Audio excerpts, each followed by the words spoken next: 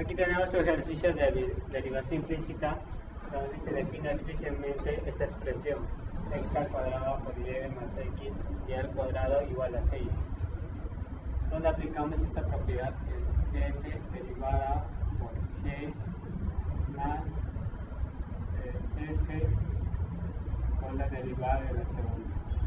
Aplicando esta propiedad en esta expresión nos quedaría derivando de x al cuadrado más x por y más.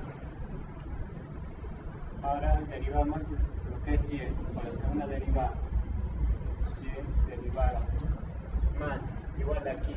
Derivada, la primera sería 1 por y al cuadrado más la segunda derivada x por 2y igual a, derivada de esto sería 0. Ordenamos todo esto, sería 2xy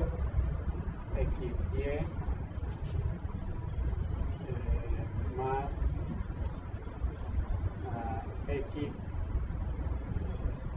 al cuadrado por y igual a menos 2xy menos y cuadrado.